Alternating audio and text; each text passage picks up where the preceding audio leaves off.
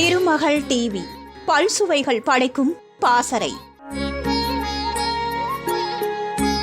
கலைஞர் கருணாநிதியின் வசனம் என்றாலே அந்த படம் பட்டையை கிளப்பும். வாழ்வீச்சை காட்டிலும் கூர்மையாக இருக்கும் அவரது வசனம் அது ரசிகனுக்கு ஒரு உற்சாகத்தை தரும். சிவாஜியின் முதல் படம் பராசக்தி. அதற்கு வசனம் எழுதியவர் கலைஞர்தான்.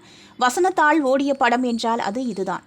வசனத்திற்கு உயிர் கொடுக்கும் விதத்தில் சிவாஜியும் படத்தில் அபாரமாக நடித்திருந்தார். கலைஞர் திரையுலகிற்கு ரொம்ப கசப்பான அனுபவம்னு வந்ததால் அவரோட முதல் படத்திலேயே அவர் பெயர் இருட்டடிப்பு செய்யப்பட்டது. அதனால் மீண்டும் சொந்த ஊருக்கே போயிடலாம்னு திரும்பினார். அப்போது எம்ஜிஆருக்கு 3வது படம். அது கதையில் ஏதோ பிரச்சனையாகி நின்று போனது.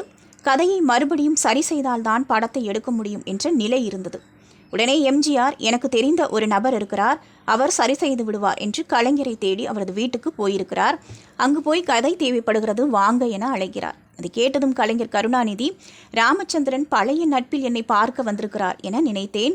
ஆனால் அவரே சினிமாவுக்கு அழைப்பதால் நீங்கள் சொல்லி அனுப்பிடுங்கன்னு மனைவி மற்றும் தயாரிடம் சொல்லிவிடுகிறார். ஆனால் எம்ஜிஆரோ விடாப்பிடியாக அவரை சினிமாவுக்கு வரவழைத்து விடுகிறார். அந்த படம்தான் மருத நாட்டு இளவரசி. அதன் பிறகு கலைஞர் சினிமா உலகில் உச்சத்தை எட்டினார் என்பது தெரிந்த விஷயம். இதில் இன்னொரு பெரிய விஷயம் என்னன்னா, அந்த காலத்திலேயே சம்பளத்தை எல்லாம் பேசிவிட்டு சினிமாவிற்கு வந்தவர் கருணாநிதி தானாம். மேற்கண்ட தகவலை பிரபல நடிகரும் இயக்குனருமான பாக்யராஜ் தெரிவித்துள்ளார். 1950 வெளியான படம் மருத நாட்டு இளவரசி. காசிலிங்கம் இயக்கிய இந்த படத்திற்கு கலைஞர் கருணாநிதி கதை எழுதியுள்ளார். MGR, VN Janaki, PS Veerappa, MG Chakrapani, புலிமூட்டை Ramasamy, CK Saraswati உள்ளிட்ட பலர் நடித்துள்ளனர்.